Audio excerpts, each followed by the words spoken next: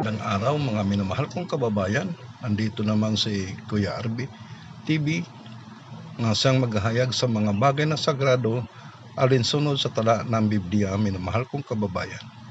Bago ang lahat, binabati ko muna ang lahat nga nag-comment, ang nag-share at ang nag-like po, minamahal kong kababayan, higit sa lahat ang nag-subscribe sa channel na ito. Sa araw na ito, mayroon tayong pag-aralan ng mga bagay na tala sa Biblia. Pinakamahalagang bagay na pag-aralan natin ang salitang Holy Spirit. Dahil maraming relihiyon ngayon, maraming tao ngayon, disdi pa sa unang panahon naniwala sa Santo Espiritu. Ang tanong, ano itong Santo Espiritu? Ano ang kilos nito o gawain ng Santo Espiritu kung bakit may Santo Espiritu na nagagabay sa buhay nito, minamahal kong kababayan. Gusto ko lang na malaman ang mga detalyeng ito alinsunod sa aral at tala sa Biblia tungkol sa Santo Espiritu upang hindi tayo mailigaw ng marami at hindi tayo makakamali. Tandaan natin na alinsunod sa tala ng Biblia, minamahal kong kababayan, na ang nagkakasala sa Santo Espiritu kailanman hindi mapapatawad. Alamin natin ang mga bagay nito na tala sa Biblia sa araw nito, minamahal kong kababayan. Importanteng mapag-aralan natin. Kung mayroon man kayong notebook, mayroon man kayong ballpen, isulat nyo ang bersikulo na binabanggit ko sa inyo at pag-aralan ninyo ng mainam upang makakuha kayo ng mga ideya sa pamagitan ng pag-aaral ninyo tungkol sa mga sagradong bagay. Alalahanin ninyo, minamahal kong kababayan, ang mga sagradong bagay na pagka-importante sa buhay nito. Bakit? Dahil ito'y kadugtong sa buhay at kadugtong ito sa pangako ng Diyos nga kaligtasan. Dahil ang buhay nito ay tatapusin ito sa pamagitan ng apoy, minamahal kong kababayan. Kaya sa araw nito, importanteng mapag-aralan natin ang mga bagay nito, lalo ang sinasabing Holy Spirit, minamahal kong kababayan. Tingnan natin ang pagkasabi ng Biblia na ito'y tala sa Lumang Testamento. Matatagpuan ito sa Aklat ng Kawikaan. Ang kapitulo ay 1, ang bersikulo ay 23, minamahal kong kababayan. Ito ang binabanggit sa tala ng Kawikaan. Ang kapitulo ay 1, ang bersikulo ay 23, ganito ang pagkasabi. Magsibalik kayo sa aking saway, narito ang aking ibubuhos ang aking espiritu sa inyo at makakaalam kayo sa aking mga salita. Yan ang dahilan kung bakit kailangan natin ang Holy Spirit, minamahal kong kababayan. Dahil may mga salita ng Panginoon Diyos nga tala sa Biblia, ang mga hiwaga ng mga salita na minsan hindi maintindihan ng tao. Sa pamagitan ng Holy Spirit, maupanawa itong mga bagay nito upang malaman mo ang mga hiwaga sa buhay nito nga tala sa Biblia. Dahil may mga hiwaga nga minsan hindi maabot sa pangkaraniwang pag-iisip ng tao, minamahal kong kababayan. Dahil ang Biblia ginagamit sa ministro ng kasamaan at ang Biblia din ginagamit sa ministro ng lingkod ng Panginoon Diyos. Kaya dito sa pamagitan ng Santo Espiritu, ito ang magpapahayag sa mga bagay nga nakatala sa Biblia sa pamagitan ng kanyang pahid, na hindi na kailangan ng turuan ng marami alinsunod sa tala ng Biblia. Dahil sa pamagitan ng Santo Espiritu, ipapakita sa iyo ang marami pang bagay, minamahal kong kababayan. Ito'y tala sa Juan, ang kapitulo ay 13. Ang kapitulo ay 16, ang bersikulo ay 13 na baliktad, minamahal kong kababayan. Babasahin natin ang sitas na ito. Minamahal kong kababayan, ito ang tala sa aklat ni Juan. Umpisa natin ang pagbabasa sa kapitulo 16, ang bersikulo ay 6. Mismo ang Panginoong Jesucristo mismo ang nagsasabi nito sa mga bagay nito. Ngunit sapagkat sinasalita ko ang mga bagay na ito sa inyo, ay napuno ng kalumbayan ang inyong puso. Ngayon, magsasalita ko sa inyo ng katotohanan na nararapat sa inyo na ako'y yumaon. Sapagkat kung hindi ako yayaon, ang mga aaliw ay hindi maparito sa inyo. Ngunit kung ako'y yayaon, siya'y susuguin ko sa inyo. Yan ang dahilan, minamahal kong kababayan, sa buhay nito na puno ng problema, na puno ng kalungkutan ang tao. Kaya ang buhay na ito nga binigay ng Diyos at lakas, hindi minsan na-enjoy sa tao dahil sa sapin-sapin ng mga problema sa buhay nito na kanyang naranasan. Dahilan kung bakit binanggit ito ng Panginoon nga ipapadala kung yumaon ang Panginoon sa buhay nito, sa mundong ito, ipapadala niya ang kanyang Santo Espiritu upang magbibigay aliw sa tao sa buhay nito, na likod sa kalungkutan ngayon naranasan, likod sa mga kahirapan o mga karamdaman nga dumating sa buhay nito, o katakutan na mga kalamidad nga dumating sa buhay nito, may nagpapatibay, may nag-aaliw sa atin, walang iba kundi ang Santo Espiritu. Ito ang tinatala sa Biblia sa Aklat ni Juan. Ang kapitulo ay 16, ang bersikulo ay 6 hanggang 7, at ipatuloy pa natin, mayroon pa tayong pahayag dito sa Aklat ni Juan din. Ang kapitulo ganun pa rin, 16, ang bersikulo ay 13. Titingnan natin, minamahal kong kababayan. Minamahal kong kababayan, ito ang tala ng Juan, kapitulo 16, ang bersikulo ay 13, ganito ang pagkasabi. Kung gayon, kung siya, ang Espiritu ng katotohanan ay dumating, ay patnubayan kayo sa buong katotohanan, sapagkat hindi siya nagsasalita ng mula sa kanyang sarili, kundi ang anumang mga bagay na kanyang narinig, at mga ito ang kanyang sinasalitain, sa kanyang ipapahayag sa inyo ang mga bagay na magsisidating. Yan ang dahilan, minamahal kong kababayan. Kapag ang Santo Espiritu ang ginabantanan ito, aakayan ka sa buong katotohanan, minamahal kong kababayan, dahil mayroong katotohanan ngayon na binabanggit ng maraming ministro, pero ang dulo nito ay kapahamakan pala sa iyong kaluluwa. Ang salitang katotohanan, walang ibang mag-akay dito kundi ang Santo Espiritu, minamahal kong kababayan. Dahilan kung bakit kapag dumating ito sa iyo, hindi basta-basta kang maliligaw. Bakit? Dahil ang Santo Espiritu maghayag sa iyo ng buong katotohanan, na maintindihan mo ang mga bagay na sagrado na salita ng Diyos nga nakatala sa Biblia, mga minamahal kong kababayan. At hindi lang ito, mayroon pa tayong matutunghayan na kanyang ginagawa upang ang tao maaliw, malaman ang mga bagay na sagrado, lalo sa tinatawag na parating sa ikalawang pagbabalik ng Panginoon at ang pagtapos sa buhay nito.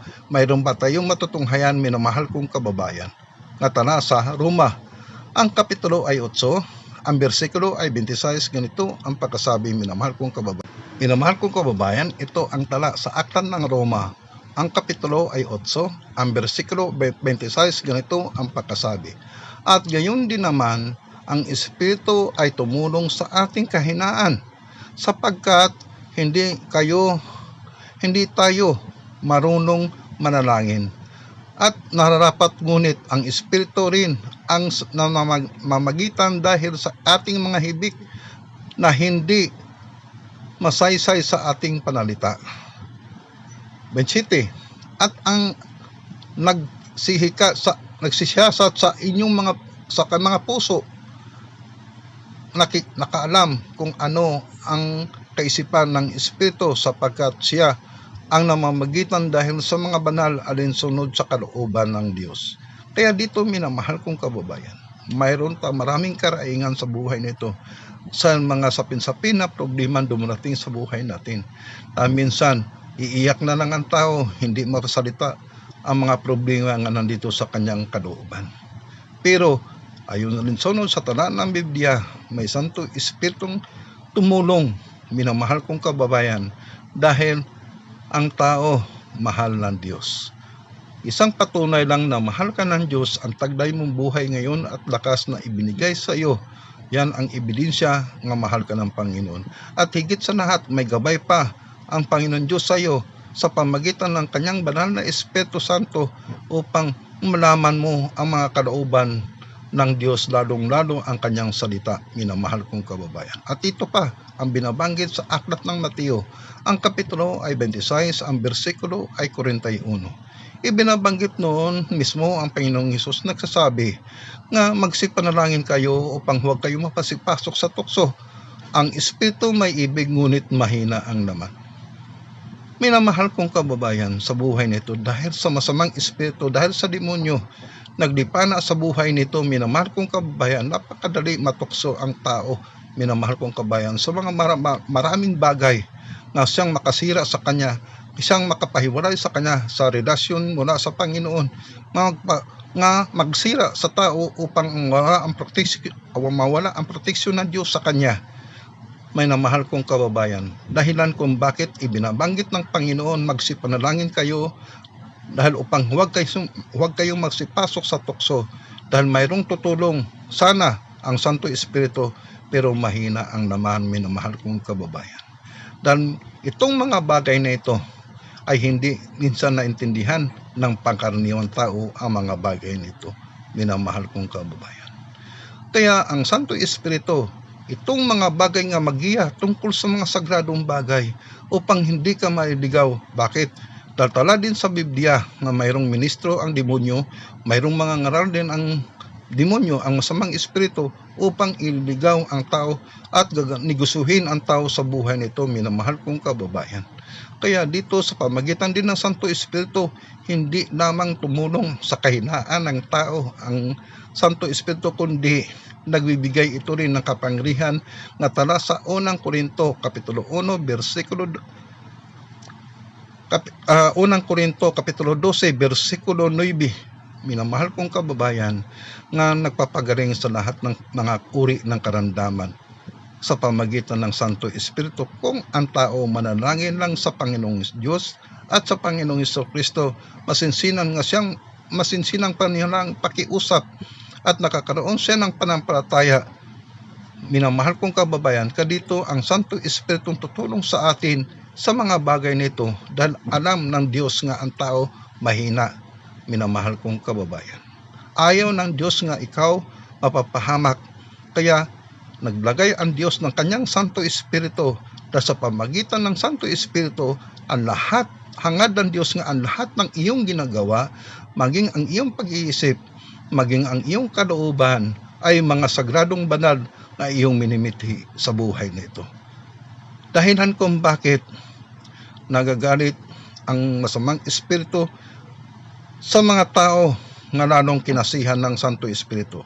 Minamahal kong kababayan, dahil hindi na basta-bastang makuha, hindi na basta-bastang makuha ng demonyo nga sang ikapapahamak sa mga tao, kundi ito ang mga banal na mga tao nga nangaral sa salita ng Panginoon na siyang magbibigay ng pag-asa sa tao sa buhay nito, dahil ang tao halos sa buhay nito halos napakahirap ng ngumiti.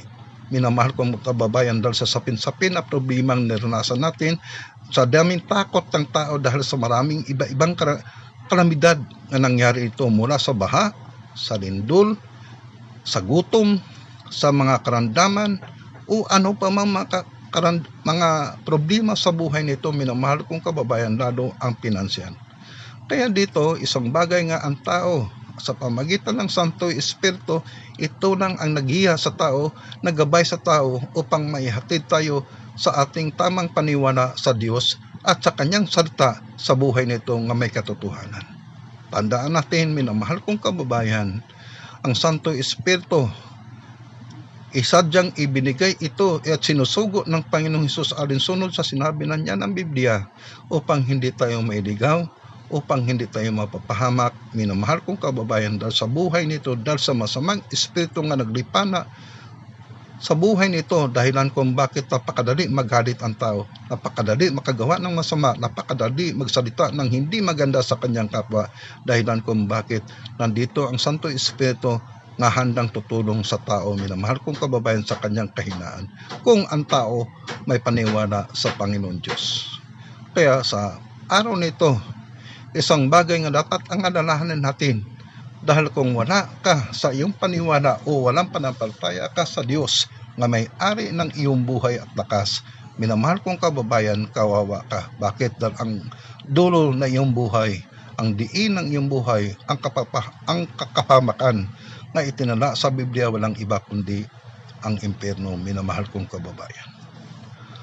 Ayaw ng Diyos nga tayo maliligaw sa mga maling aral ayaw ng Diyos nga tayo'y mapapahamak sa mga gawaing masama. Ayaw ng Diyos nga ikaw makakaroon ng sapin-sapin na problema, dahilan kung bakit isinugo ang kanyang Santo Espiritu upang sa pamagitan ng Santo Espiritu siyang magpapaunawa sa maraming bagay alinsunod sa kalooban ng Panginoon, upang maintindihan mo ang maraming bagay sa buhay nito nga minsan hindi mo na maintindihan. Kaya karamihan mayroon tayong kababayan na sa sobrang istis na desperado, pagkadesperado ay nagpakamatay. Minamahal kong kababayan, kaya napakahalaga nga mayroon tayong unawa sa mga bagay nito, dahil ang pangunawa mo ngayon, ang pagkakaalam mo sa mga bagay na sagrado, ito ang mag-akay sa iyo tungo sa daan na binabanggit ng Panginoon, daan ng kaligtasan. At dito mo makamtan ang mga pangako ng Diyos sa mga tao sa buhay nito, sa mga tao ngay panampalataya at may pagpatiwala sa Panginoon, lalong lubos na hinanap ang kanyang salita sa buhay nito. Minamahal kong kababayan, at mayroon pa tayong isang patunay pa. Minamahal kong kababayan, ito ang matutunghayan natin sa aklat ng unang Timoteo.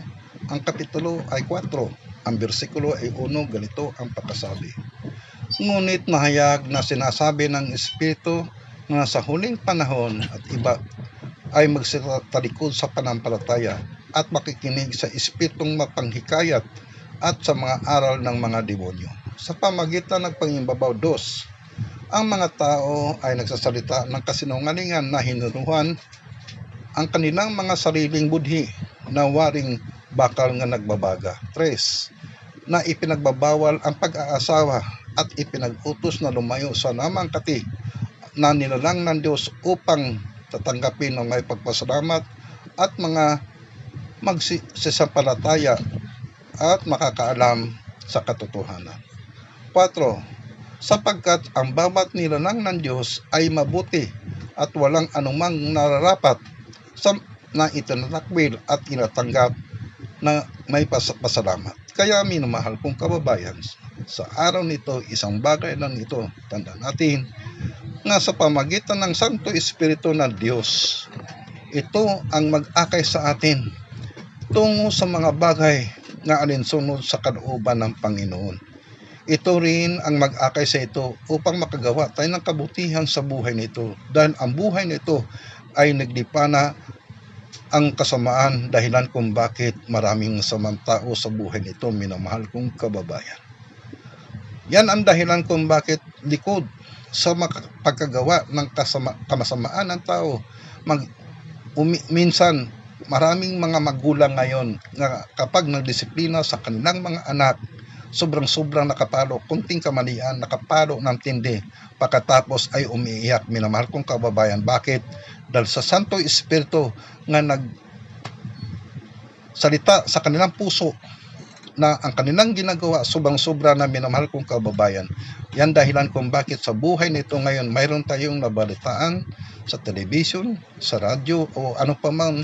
Minamahal kong kababayan, nga maraming bata ngayon na dinisiplina, pinalo na magulang ay namamatay. Minamahal kong kababayan, yan ang dahilan. At hindi lang ito, marami pa binanggit sa Biblia. Itong mababanggit at napakahalang bagay. Minamahal kong kababayan, ito matutunghayan pa natin at ang Santo Espiritu ay gumagabay sa atin. Ito ang mangyari, minamahal kong kababayan, na alinsunod sa aklat ni 1 Juan, ang kapitulo ay 2, ang bersikulo ay 20, ganito ang pagkasabi: at kayo may pahid na banal, at nalaman ninyo ang lahat ng mga bagay. Yan ang dahilan, minamahal kong kababayan, kapag ang Santo Espiritu ay dumarating sa atin, malaman natin ang kalooban ng Panginoon, kung ano talaga ang mga hiwaga ng kalooban ng Diyos. Minamahal kong kababayan, dahil sa buhay nito, tandaan natin na sa pamagitan ng Santo Espiritu ay may kakaroon ng pahid na banal, na ang iyong pag-iisip, ang iyong pagkatao makakaalam sa mga sagradong bagay nga alinsunod nga siyang magbigay sa iyo ng kaligtasan at insurance nga hindi ka mapapahamak sa buhay nito, dahil ang buhay nito nakasit na ito. Minamahal kong kababayan, nga sa ikalawang pagbabalik ng Panginoon, ang mundo ay susunugin na alinsunod sa tala ng Biblia. mawala ang mundong ito, minamahal kong kababayan, at papalitan ng panibagong mundo na kung saan doon sa kabilang mundo nga binabanggit sa Biblia ay wala ng kasamaan, wala ng paghihirap ang tao, wala ng pag-iiyak ang tao, kundi ang lahat ng tao ay nagpupuri sa Diyos at puro na lang kasiyahan nga maranasan sa tao sa buhay na itinatala sa Biblia. Minamahal kong kababayan, doon mo rin matatagpuan sa kabilang buhay ang salitang na walang paraiso. Pag sinabing salitang paraiso o Garden ng Eden na nawala, minamahal kong kababayan, dito mo matagpuan uli dahil ibibigay sa atin lalo sa mga tao na naniwala sa Panginoon. Dito sa lugar na ito, tandaan natin, ang lugar na ito walang kamatayan na ang tao, puro na lang kasiyahan, puro na lang katuwaan, at higit sa lahat ang pagpuri sa Diyos na siyang may-ari ng ating buhay at lakas. Minamahal kong kababayan, tandaan natin ang mga bagay nito, pag-aralan natin. Kaya payag ka sa hindi, ang mga bagay nito, mga sagradong bagay, ay kadugtong ito sa buhay ng tao. Dahilan kung bakit binigyan ka ng lakas, binigyan ka ng extension sa iyong buhay upang makakaroon ng pagkakataon ikaw nga magkakaroon ng paniwala sa Diyos at pag-aaral sa kanyang kalooban. Minamahal kong kababayan, huwag mong pabayaan ang mga sagradong bagay. Napakahalaga ito. Tandaan natin dahil ang tao mahina, ang tao masakitin, ang tao, minamahal kong kababayan, na napakadali lang umiiyak lalo kung matindi ang mga problemang dumapo sa kanyang buhay. Walang ibang na magtutulong sa atin, magpaunawa sa atin, magbigay aliw sa atin ang salita ng Panginoon sa pamagitan ng kanyang Santo Espiritu upang maunawaan natin ang mga bagay na kalugod-lugod sa harapan ng Panginoon. Minamahal kong kababayan, ulitin ko. Kung ang Diyos matutuwa sa iyo sa pamagitan ng iyong Santo Espiritu na naging banal ka, minamahal kong kababayan, tandaan natin, may mga bagay tayong mabenepisyo, minamahal kong kababayan. Ano ito? Ito itala sa Aklat ng Awit, ang kapitulo ay 34, ang bersikulo ay 7, ganito ang pagkasabi. Ang anghel ng Panginoon ay nasa paligid o nasa palibot nga nangkatakot sa kanya at ipinagsanggalang sila. Biro mo, minamahal kong kababayan, ang Diyos kapag natutuwa sa iyo, anong ginagawa? Bigyan kang anghel de la guardia nga hindi ka mapahamak. Dahil sa buhay nito, kapag lumabas ka mula sa iyong bahay, hindi mo na alam kung anong kahinatan mo sa labas hanggang sa pag-uwi mo. Kaya maraming kababayan natin na minsan buhay nang lumabas sa bahay, pag-uwi, patay namin. Mahal kong kababayan. At mayroon din tayong kababayan nga lumabas sa bahay, walang sakit, pag-uwi, nagdala ng mga sakit, o nahawaan ng mga sakit, minamahal kong kababayan. Kaya dito ang ating pag-asa, walang iba kundi sa Diyos lamang, minamahal kong kababayan. Tandaan natin, ang mga bagay nito ay tinapos sa salitang ito, o bersikulong ito nga tala sa Juan, kapitulo 16, ang Juan 3, versikulo 16, ganito ang pagkasabi. Ganun na lang ang pagsinta ng Diyos sa sanlibutan, imiligay ang kanyang bugtong anak, ang sino mang sumasampalataya ay hindi mapapahamak kundi magkakaroon ng buhay na walang hanggan. Tandaan natin, napakaganda ang mga pangako ng Diyos sa buhay ng tao. Lamang minsan hindi napaniwalaan ng tao ang mga bagay nito, at higit sa lahat may binabanggit ang karamihan sa mga tao ngayon na may paniwala, pero ang kanilang mga ginagawa malayo sa paniwala sa Diyos. Bakit? Dahil maraming kababayan natin nilabag ang kautusan ng Panginoon. Yan ang dahilan kung bakit ipinadala ang Santo Espiritu, dahil maraming masamang espiritu naglipana ngayon sa buhay nito, nga kung saan kung pinasukan ang tao, payag ka magsanay, biglang makakaroon ka ng bigla kakaroon ang iyong ugali nga sumasama. Minamahal kong kababayan, dahilan kung bakit makapagsalita ka ng hindi maganda sa iyong kapwa, lalo kung ikaw nagagalit, lalo kung ikaw naburyong, lalo kung ikaw nabubwisit. Minamahal kong kababayan, tandaan natin, ayaw ng Diyos nga ikaw mapapahamak. Bakit? Dahil siya ang may lalang sa iyo, siyang may-ari ng iyong buhay at bakas. Dahilan kung bakit hangad ng Diyos nga mag-aral ka sa kanyang kalooban. Dahil ito lang ang tanging pag-asa nga ang tao makakaalam sa kalooban ng Diyos. Kung makakaalam ka sa mga bagay na sagrado, ito dandahan ang proteksyon ng Diyos ay sumasayo. Tingnan mo ang pagkabanggit sa aklat ng awit pa rin. Ang kapitulo ay 34, ang bersikulo ay 10. Ganito ang pagkasabi. Ito'y review bersikulo lang ito, minamahal kong kababayan, na ibinabanggit ito ang batang leon ay kinakapos sa kanyang kinakain at nagugutom. Pero silang nagsisihanap sa Panginoon ay hindi kukulangin sa mabuting mga bagay. Yan ang dahilan. Nga minsan kapag may panampalataya ka sa Diyos, napakadali, hindi ako tututol sa sinasabi mo. Ang tanong, ang iyong ginagawa ba, alinsunod ba sa binabanggit mong mayroong kang panampalataya sa Diyos? Ikaw nakakaalam, minamahal kong kababayan. Kapag ikaw ang iyong binabanggit nga panampalataya sa iyong bibig at itong ginagawa, tandaan natin ang benepisyo ng Diyos napakalaki nga ibibigay sa iyo. Hindi ka kakapusin alinsunod sa tala ng Biblia sa iyong kinakain. Minamahal kong kababayan, ang iyong kalusugan at higit sa lahat ang proteksyon ng Diyos sa iyo araw-araw nga hindi ka mapapahamak sa masamang tao sa buhay nito nga naglipana. Minamahal kong kababayan. Yan ang napaka-importante nga mayroon tayong pag-intindi sa mga sagradong bagay. Kaya kung maintindihan mo ito, ikaw rin ang magbenepisyo. Minamahal kong kababayan, hindi na magbenepisyo sa buhay nito hanggang kabilang buhay. Tatandaan natin ang Diyos na may-ari natin lakas, may-ari ng buhay natin, at Diyos na gumawa sa buhay nito, sa mundong ito. Minamahal kong kababayan, ay pinoproteksyonan kang hindi ka mapapama. Ano kaganda? Isipin mo, minamahal kong kababayan, kung ang Diyos na sa buhay nito nga gumawa sa mundong ito, pinoproteksyonan ka. Pinangakuan ka na buhay na walang hanggan. Tandaan natin, ang Diyos natin ay hindi sinungaling. Kapag binanggit niya, nangako siya, kanyang totoo pa rin. Pero sa kondisyon, kailangan ikaw may panampalataya sa Kanya at gumawa ka alinsunod sa Kanyang kalooban. Minamahal kong kababayan.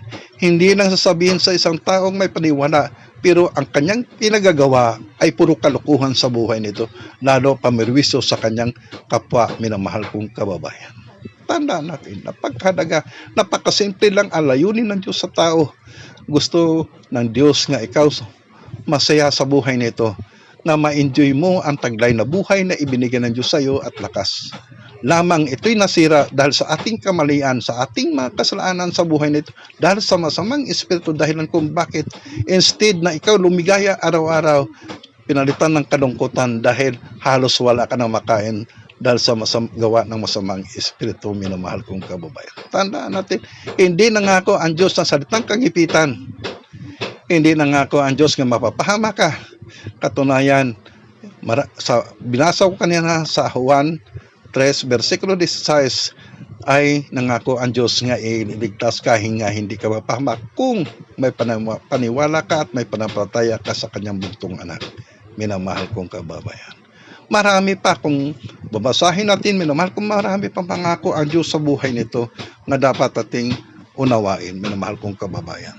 Kaya dito, isang bagay nga dapat nating unawain ang mga bagay nito na ating narinig. Kaya minamahal kong kababayan, si Kuya RB TV ay naghahayag lang sa mga bagay at nagpapaliwanag sa inyo na layunin ng Diyos sa buhay natin. Hindi masama ang hangarin ng Diyos sa atin. Hangad ng Diyos nga mapabuti tayong ating mga kalagayan sa buhay nito, upang sa pamagitan ng kabutihan, maranasan mo, makakaroon ka ng kaligayahan sa taglay ng buhay na lakas na ibinigay ng Diyos sa iyo. Minamahal kong kababayan, makapagsabi ka nga ang Diyos napakababait. Minamahal kong kababayan. Kaya tanda natin, sa pamagitan ng iyong pag-aaral sa mga bagay na sagrado, napakahalaga ito. Alinsunod sa tala ng Biblia nga matatagpuan sa aklat ni Josue, ang kapitulo ay 1, ang bersikulo ay 8, ganito ang pagkasabi. Ang aklat ng kautusan ay huwag mahiwalay sa iyong bibig. Itong pagbulayan mo araw at gabi. Kung magkagayoy itong masunod mo ang lahat na nakasulat dito, kung magkagayoy iyong pagginawain ang iyong lakad at magtamo ka ng mabuting kawakasan. Tandaan mo, minamahal kong babayan, binabanggit ng Diyos ang mga bagay na mabuti kawakasan. Ang Diyos ay hindi Diyos ng kasamaan, kundi Diyos ng kabutihan, nga sang ikabubuti ng kanyang lahat ng nilalang, kung ang lahat ng kanyang nilalang ng Diyos mga tao nga mayroong paniwala at mayroong pagsunod sa kanyang kalooban. Kaya dito, minamahal kong kababayan, tangi lang request sa inyo ni Kuya RBTV, pag-aralan ninyo ang banal na kasulatan, na sa pamagitan ng pag-aaral nyo, mayroon pa kayong makukuha na mahalaga pang bagay na kaysa inyong narinig ito sa Kuya RBTV, minamahal kong kababayan. Kaya hanggang dito na lang ako sa mga bagay nito. Naway ang patnubay ng Diyos sa pamagitan ng kanyang Santo Espiritu ay mapasa atin higit sa lahat ang kanyang basbas at mga biyaya na pangailangan natin sa araw-araw sa pamagitan ng kanyang bugtong anak, sa pangalan ni Kristo Jesus nga ating tagapagligtas. Minamahal kong kababayan, in Jesus' name, Amen. Magandang araw, minamahal kong kababayan.